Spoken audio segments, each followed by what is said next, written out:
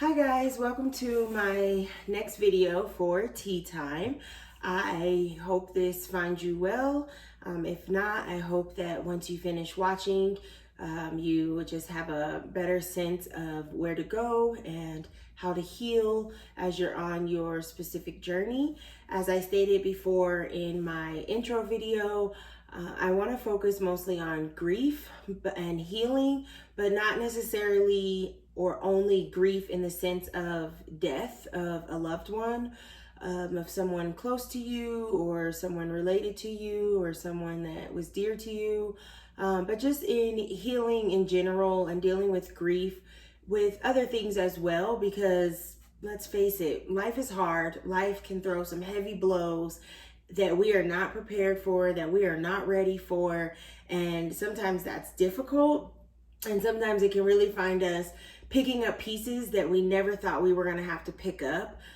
We can often find ourselves on a journey that we maybe never thought that we'd find ourselves on. So I'm going to start this video off with a poem from my personal book. So this is my story, my journey. It is called Tears from an Empty Womb, My Journey Through the Unknown. And this is just highlighting my healing and my journey of survival, in a sense, when things got so dark and difficult that I honestly couldn't see myself ever being happy again. And I couldn't see where to even go from there. I just had no idea. So I'm going to read this poem first, and then I'm just going to kind of talk about a couple different things. So this poem, also written by me, is called My Rainbow, My Promise. Even when I don't know which way to go, I search for my rainbow. When the clouds seem so dark and the wind blows so cold, I search for my rainbow. So many times I felt so scared and alone, I search for my rainbow. To your hand I try to keep hold as I search for my rainbow. My life I give you control, I search for my rainbow. With your hands, me you'll mold as I search for my rainbow. I'm now beginning to learn. Every tear that falls only brightens my rainbow. My promise that I hold so close as I search for my rainbow. So, as I stated, this is one of my original poems from my book, Tears from an Empty Womb, My Journey Through the Unknown. So my story of survival began with a diagnosis of infertility and just really finding myself having to pick up pieces that I never thought were gonna fall. I found myself really struggling in my faith and just really heartbroken. Oh, I was so heartbroken that nothing anyone could say, nothing anyone did, nothing I tried to do really made me feel any better. And I was often met with well-intended, but also very hurtful suggestions and words of wisdom, so to speak, of, saying things of, well, you just need to do this, or you just need to do this, and keep doing this. And I remember someone made the statement to me, I pray that according to your faith, God will heal you. And I looked at my phone as I read the text message, and I got so angry because all I could think was, if it's my faith that I'm writing on for my healing, I am doomed, because I was seriously at a place where I wasn't sure where my faith was. I believed in God. I knew that God is the God. I didn't doubt that. I didn't denounce God, but I really was in a place where I felt like God didn't love Tamara, where God had left me. Like maybe I did something, maybe I messed up somewhere, and so he wasn't there, he wasn't where I always thought he was. I was really in this place of trying to balance finding myself with also still being a pastor's wife, which was very difficult. And shortly after receiving that text message, I had decided that I no longer I no longer cared what people thought about me. I no longer cared what it looked like. I no longer cared what other people's opinions were, but I had to figure out for myself, and I couldn't put on a show. I couldn't try and be something that I wasn't, because all that was doing was adding to the pressure and adding to the pain of what I was feeling. And not only was I dealing with the pain of being told that the chance of me having my own biological child is slim to none, but I was also dealing with the pain of feeling abandoned by my Heavenly Father, feeling alone, feeling forgotten, feeling like I did something wrong and I can't figure out what it is so that I can fix it. And it led me down a path of not quite self-destruction, but it led me down a path of destruction, of, just feeling like every time I turn around, a piece of me is just breaking off and being left and trampled over on the highway or something. And as I began to self-reflect and say, what do I need to do in order to search for my rainbow? And when I wrote this poem, when I thought about this poem, the rainbow, I think, represented the baby that I want so deeply. But as I begin to really reflect on the words, I don't know about you guys, but sometimes I'll write something, I'll write a poem or something, and it is how I'm feeling in the moment. But sometimes I go back to it and say, that's very relevant for this, or that makes sense for the now that is happening. And that's exactly what it was. Is I said, God, like, you are my rainbow. You are who I'm searching for. You are who I'm longing for. You are who I'm needing right now in this moment. And you are the one that I know is going to carry me through. And you see a rainbow, and most of the time when you see a rainbow painted through the sky, it's after some type of rain. It doesn't have to always be a storm, but after rain. And then you see this magnificent rainbow, or sometimes you may even be fortunate enough to see a double rainbow. And that's exactly that is what inspired this poem. I remember it had been raining outside, so a real rain, a tangible rain was happening outside. And I remember looking out the window, and the sky was still gray. The sun hadn't even began to really shine yet. And I could see this beautiful rainbow painted against a gray sky.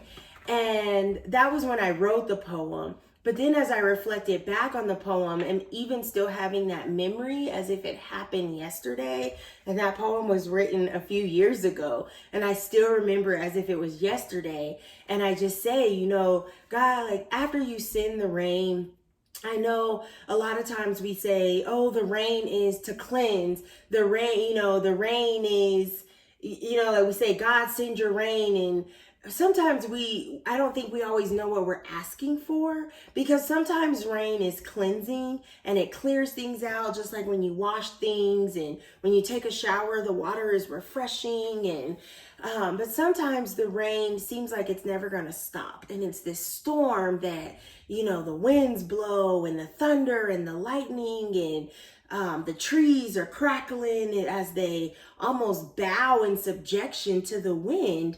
And the rain is pouring down, and it's hitting against the windows and the siding of the homes, and pounding against your cars. And sometimes it's scary. Sometimes it's not always refreshing. I like to, when it's raining, like a good rain, I like to open the windows sometimes and just listen to it fall. Sometimes I even like to listen to the thunder and the lightning. But when I'm actually out in it, it's scary. I was with some friends one time, and we were literally in the middle of nowhere. We had gotten lost, and it was raining. It wasn't raining too hard, but the thunder and the lightning was loud and it was bright. And we were outside, and this big crack of thunder and lightning happened almost at the exact same time, which I know one happens before the other, but when the storm is close, it happens like almost simultaneously. And that's exactly what happened. And it was so bright and so loud that the two of us screamed at the top of our lungs. I wasn't sure if I peed myself. And I mean, it was so scary. When I opened my eyes, I wasn't sure if I was going to be looking at Jesus or something was going to be on fire. It was so scary. And so in those moments, the storm, it does not feel refreshing. It doesn't feel welcomed. It doesn't feel cleansing. And that's exactly how I have felt about the storm of infertility, the figurative storm of infertility, of how it can be very scary. It's very nerve-wracking.